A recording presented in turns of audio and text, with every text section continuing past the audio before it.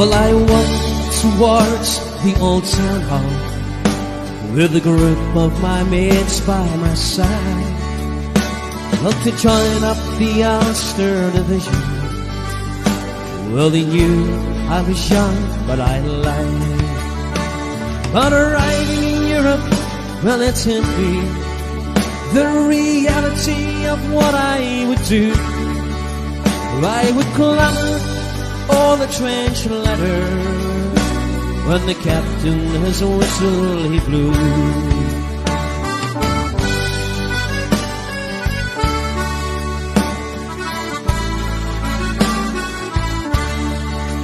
Well, tonight as I lie in my dugout, well, I'm cold and encased in the mud.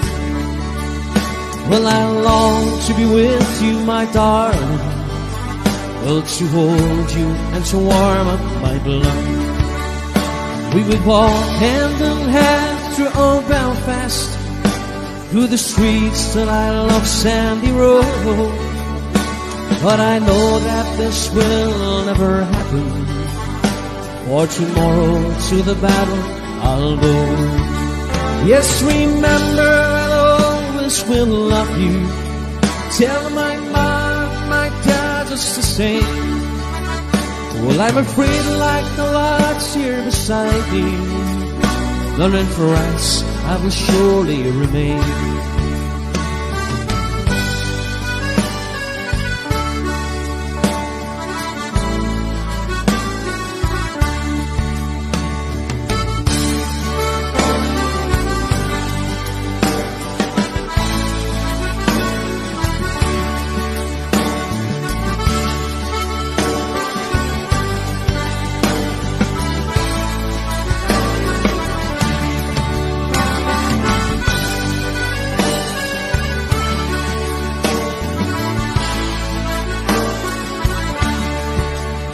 Well, I'll fight and I'll die for old Ulster, for the England and the red, white and blue.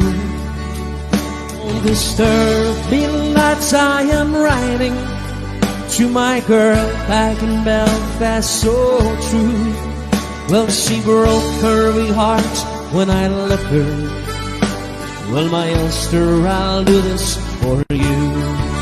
So I bid you good night now, my darling, for it's dark and I can't seem to write. Yes, remember the Ulster division, for the Ulster will always be right. Yes, remember the Ulster division, oh, the Ulster will always be right.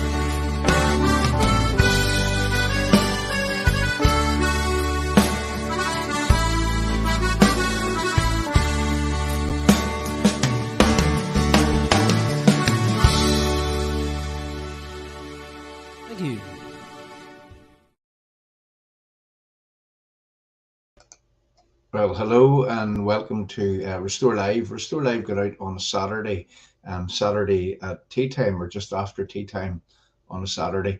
I come on this evening to talk about Unionist leaders. Well, do they need to be honest with their electorate? Do they need to be honest about where it is that they're prepared to take unionism? Specifically Unionist leaders here in Northern Ireland. I mean, we understand that the Conservative Party, those that call themselves Conservative and Unionists, well, they are neither Conservative nor are they Unionist. But what for our own leaders? What for the people in Northern Ireland at the head of our political parties, be that those political parties, or be that political party either the UUP, the Ulster Unionist Party, or the DUP? The chosen leaders of unionism as they currently stand. I mean, do they need to be honest with their electorate with reference where that it is that they're prepared to go, where that it is that they seemingly are taking the unionist electorate? These are a small group of people who don't have the authority or the power or authority to take unionism to a place in where that they lose their place within the United Kingdom, that Northern Ireland's place is no longer within the United Kingdom, and by extension, the entire United Kingdom is actually broke up. We're not really going to stay for long, but what I want to do is I wanted to ponder a few thoughts. Compromise is only possible if it protects. I say that again. You'll see it just below my name on the screen here. Compromise is only possible if it protects. But what if it doesn't protect? What if the compromise that your leaders are minded to do, in your name, by the way, what if the compromise that they're minded to do, what if that it destroys? What if that is the understanding of your leaders, that even though that they know that they're going to compromise on something that is going to destroy the greatest union that the world has ever seen, well, they seemingly are still minded to do it. Now we see that the Conservative Party, there is no turning those people back. I mean, from Rishi Sunak to Steve Baker here at the Northern Ireland office, who calls himself a unionist, who said that he was one of the greatest Brexiteers that the world has ever seen. Chris Heaton Harris, again, I mean, we can't really rely on those people to fight for our survival in a meaningful, proactive way, in a way that would defend, protect, and enhance the United Kingdom. But what of our own leaders? What of Jeffrey Donaldson? What of Doug Beattie? I mean, are they prepared to compromise? Are they prepared to compromise and in a way that it doesn't protect, that it actually wrecks Northern Ireland? Are they prepared to rip apart our union, Northern Ireland's union, which is made up of both political and trade union, economic union? Are they prepared to forfeit the economic union, give it hook, line, and sinker to the EU, in where that the EU can actually use that newfound power and authority over our trade, in where that they can use that to cause EU directives from here to eternity, in where that every single directive that is made by the EU will push Northern Ireland further and further and further away from the United Kingdom. And then there's the other side of that, there's the opposite side of that, in where that if England, Scotland, and Wales is separated from Northern Ireland, well, you see every single change in the rules or regulations from those in England, Scotland, and Wales via the Westminster Parliament, well, that has exactly the same effect, in where that we are driven further and further and further away from our nearest and dearest in England, Scotland, and in Wales. So again, I ask this question, and I ask this question for a reason. Are our unionist leaders prepared to compromise, and compromise in a way that it doesn't protect, that it wrecks? We see in the media just now, and this is what's driven me to come on here this evening, but we see even people who would have stood up for the United Kingdom in the past in their writings. A journalist called Ben Laurie from the newsletter, who normally writes good for and on behalf of unionism here in Northern Ireland, often taking a stand in terms of what it is that the people within unionism actually believe in, often exposing and writing about the flaws in some of the things that is going to be pushed into line. But today, I note that Ben Laurie has written a piece in where that he suggests that unionism should take two stances, two lines: a unionism which actually fights the aggression against us, and a unionism which goes back into Stormont, which puts in place the Stormont administration, and which also uses Stormont to, well, I'm going to say, to govern Northern Ireland. But what part of operating within Stormont does Ben Laurie not understand, that doesn't actually, I'm going to say that Stormont doesn't work. Let's put it this way. It doesn't work. It can't work. It won't work. It won't work whilst that we have diametrically opposed peoples trying to pull in different directions. I'm going to use a biblical phrase here, is that a house that is divided against itself, it cannot stand. Now, it could stand if that, say, leaderships in Westminster, leaderships in Dublin, leaderships across the EU, leaderships in America If they were to say to the people of Northern Ireland, well, there's your devolved assembly, get on with it. Nobody gets everything that they want, and it's down to you, and you, talking to the various political parties that is involved in that setup. It's down to you to make Northern Ireland work. You know, if that was done, well, perhaps this conundrum could be solved. But you see, that's not what's happening. What is happening is that Westminster, Dublin, the EU, Irish America are all pushing for the I'm going to say the enhancement of Irishness, the enhancement of Republicans, nationalists, and their bedfellows in the woke brigade, in the Alliance Party, the SDLP, and whoever. They're all pushing for this enhancement of I'm going to say a conglomerate which would like to see the end of the United Kingdom, and they're all pushing for the enhancement of that section to the detriment of those that would like to see the union functioning for I'm going to say another 100 years here in Northern Ireland. So you see, that's why it can't work, and that's why that our unionist leaders cannot give away the only leverage that they have for fighting against what it is that it's an injustice that is happening to the people of Northern Ireland. Remember, the people of Northern Ireland, the unionist people of Northern Ireland that would have voted for Brexit, they have their democracy removed. They weren't afforded the same rights in a democratic referendum as people in England, Scotland, and Wales. They have a border in the Irish Sea.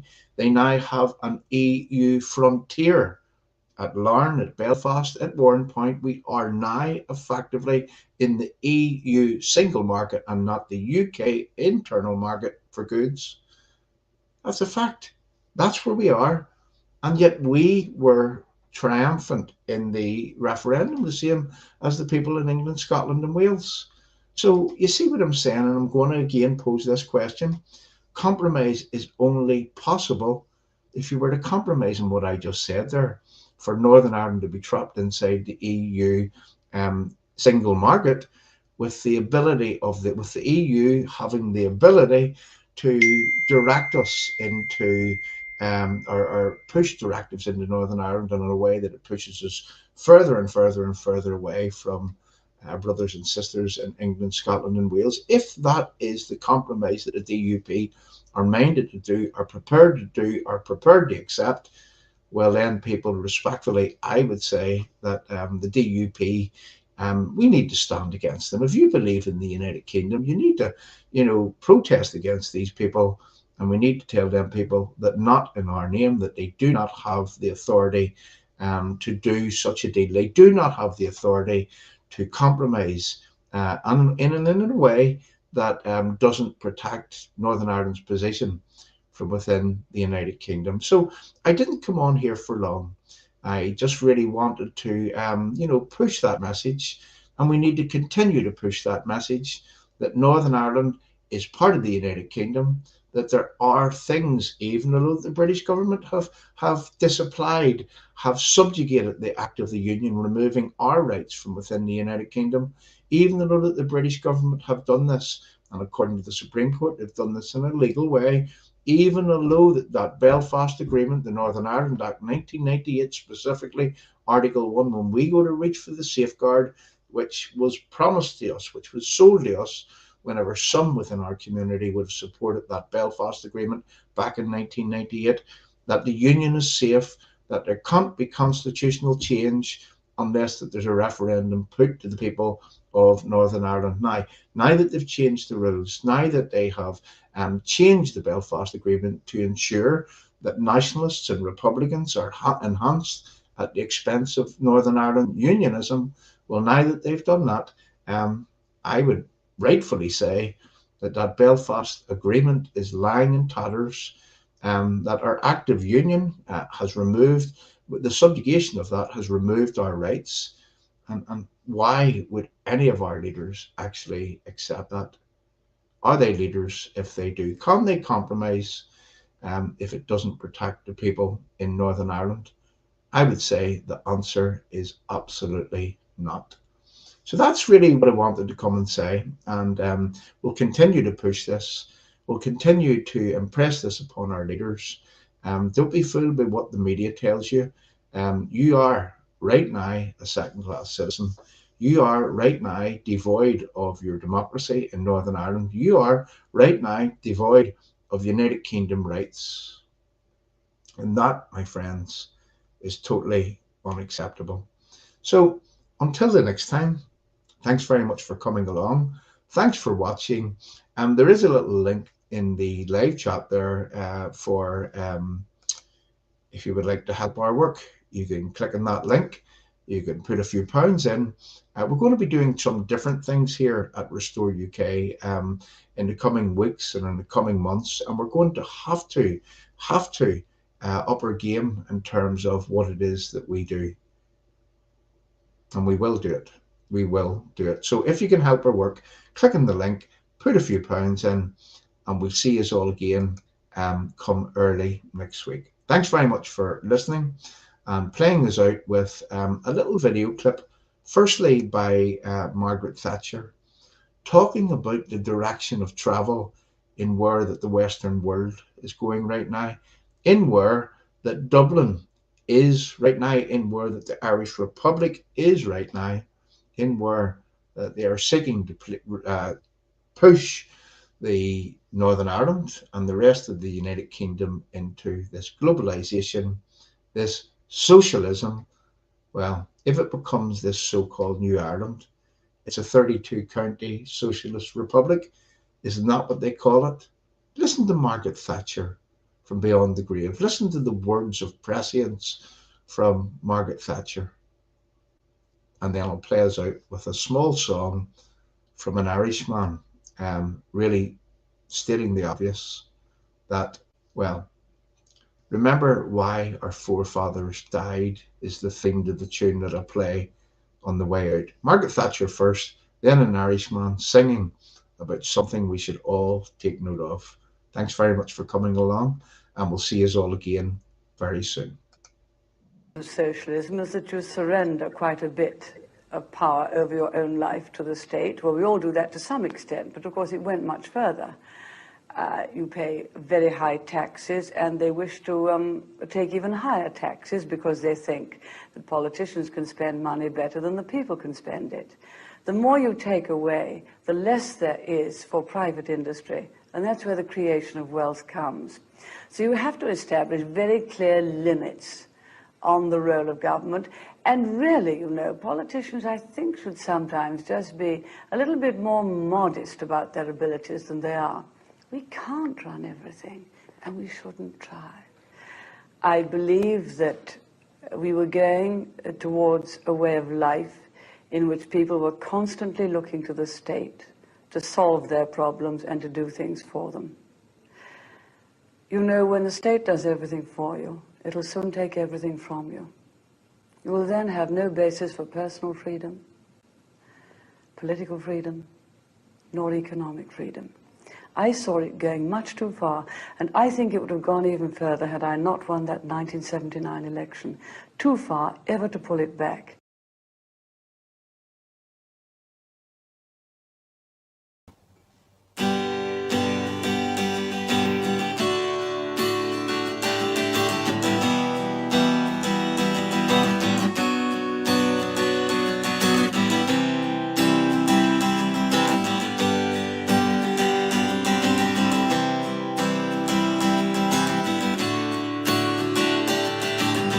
Remember, boy, that your forefathers died, lost in millions for a country's pride. They never mentioned the trenches of Belgium when they stopped fighting and they were won.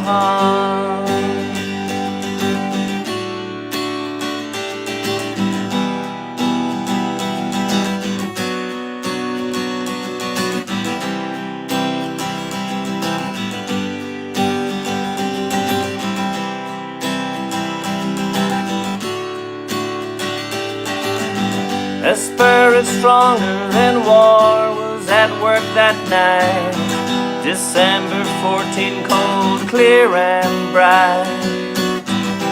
Country's borders were right out of sight.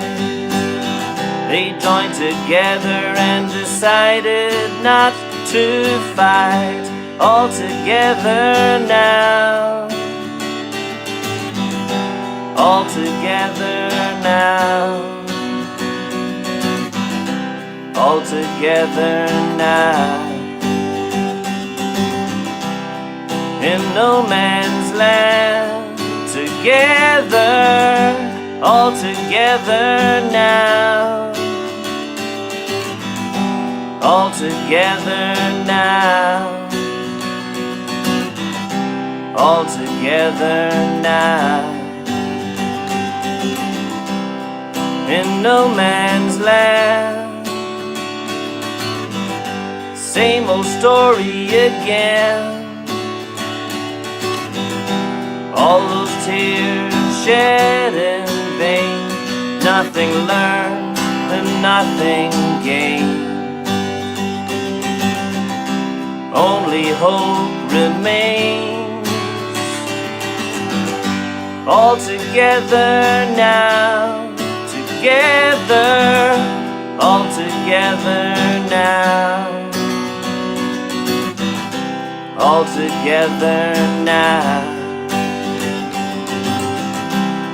In no man's land, together, all together now. All together now. All together now. In no man's land. Boys had their say and they said no, stop the slaughter and let's go home. Let's go, let's go, let's go, let's go, let's go home.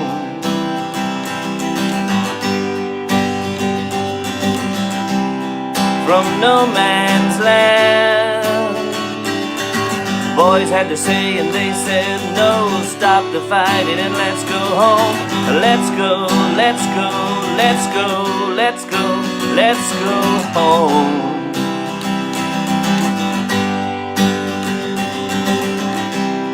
From no man's land. All together now. All together now. All together now. In no man's land.